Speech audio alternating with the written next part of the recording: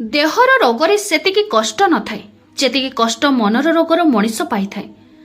आशा करिबा भूल नुहे, भूल लोक पाखरु आशा करिबा सबुठारु बड़ भूल। दुनिया रे मनीष सेठी हारि जाए जोठी निज लोकटी सबु जानि मध्य न जानिबा परि अभिनय करिथाए। संपर्क को गोपन रख मना नाही, किंतु अस्वीकार कर नाही। जीवन रे बेसी संपर्क दरकार नाही, किंतु जो संपर्क अछि ता भितरे जीवन थिबा दरकार।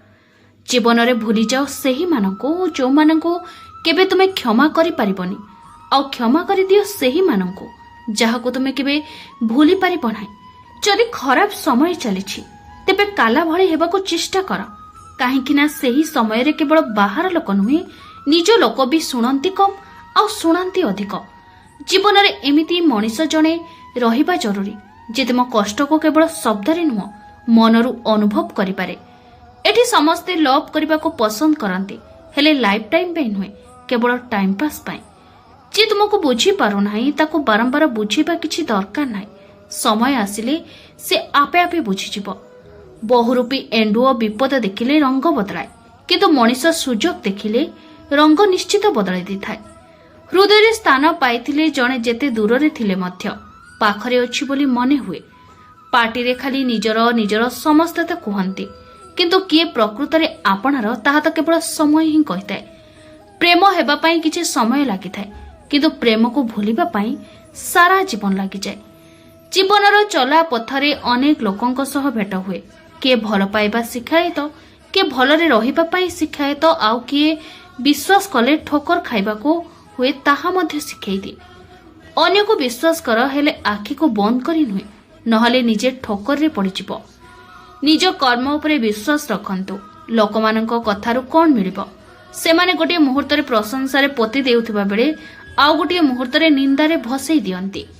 विश्वास भली शब्दर महत करिबा सिख, काहेकि ना विश्वास थरे भांगिले सत कथा गुड़िक भी मिछ लागिथाए। एके कथारे खूब शीघ्र रागी जाउथिबा मनीष मनरे बहुत भल पाइबा थाए, किंतु ताको केही बुझी पारंती नाही। अन्यर कष्ट को देखिले जदि तुमे दुख अनुभव करूछ तेबे जानि रख जे ईश्वर तुमको मनीष जन्म दे कौनसी भूल करि नाहंती। जीवन रे सब बेले एमिति लोक को पसंद कर जार हृदय तार चेहराठू भी अधिक सुंदर होइथिबो। सहेबार गोटे सीमा थाए आ बुझेबार भी गोटे सीमा थाए। ए दुईटी सेते बेले सीमा पार होई जाए, मनीषर सबु संपर्क सेटारे ही शेष होई जाए। जीवन मनीष को सबु सिखाए। जीवन केबे हसाए आपुणी केबे कंदाए, किंतु जे सबु परिस्थिति को सामना करि पारे जीवन ता आगरे मथा नुआए। लोकंक प्रकृति चरित्र सेतेबेले जणा पड़े जेतेबेले तांको जीवन रे हमर आवश्यकता सरी जाए। जे आसीबाकू चाहूची ता पई बाट अभाव नाही, और जे जीवाकू चाहे ता पई बहाना अभाव नाही। मो स्वार्थपर नुहे, बस से मानक ठारू अलगा होई जाईची जो मानक मोर आवश्यकता नाही। मनीष ता जीवन काल रे सब किछि भूली जाई पारे, किंतु ता मन को कष्ट देथिबा मनीष को से केबे भी भूली पारे ना। आवश्यकठू अधिक समय देले एवं पाइपाठू अधिक सम्मान देले मनीष बदली जाती। आपण को किए कौन कहूची ताको भाभी केबे विचलित हो ना, कारण हीरा को काच कहीदेले हीरा केबे काच हो जाए ना। दुनियार सबुठारु भयंकर दृश्य हैला चिन्हा मनीषर अचिन्हा रूप। इच्छा पूरण नहेले क्रोध बढ़े, इच्छा पूरण हेले लोभ बढ़े।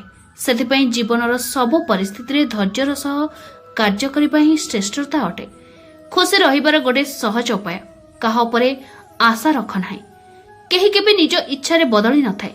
मिलिथिबा दुख आ समय मनीष को बदली जिबाकू बाध्य करिथाए।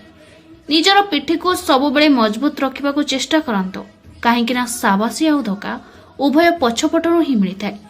मनीषर कथा कहिबार शैली तार संस्कार प्रकाश करिथाए, नहले चेहरा तो केवल अभिनय करिथाए। नारीर प्रेम सेतेबेले जणा पड़े जेबे पुरुष पाखरे किछि भी न थाए। मनीष जाहाको भल पाए तार अभिमान आ राग को सही जाए, किंतु तार अहंकार को नुहे।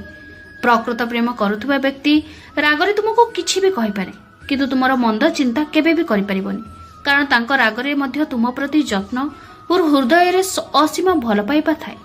गुप्त कथा घनिष्ठर घनिष्ठ बंधु को मध्य कुहंतु नाही। जदि ता सह केबे शत्रुता होइजिबो ताहाले से कथा को अस्त्र भली आम विपक्ष रे व्यवहार करिबो। अल्प बयस रे प्राप्त सुख कदापि मनुष्य को ज्ञानी हबा को दिए नाही। ଆଉ ଅଳ୍ପ ବୟସରେ ପ୍ରାପ୍ତ ଦୁଃଖ ଜଣେ ବ୍ୟକ୍ତିକୁ ବହୁତ ବୁଦ୍ଧିମାନ କରିଦିଏ। ଯଦି ଆପଣଙ୍କୁ ଏହି ଭିଡିଓଟି ଭଲ ଲାଗିଥାଏ ତାହେଲେ କମେଣ୍ଟରେ ନିଶ୍ଚିତ ଜୟ ଶ୍ରୀକୃଷ୍ଣ ଲେଖିବେ। ଜୟ ଶ୍ରୀକୃଷ୍ଣ।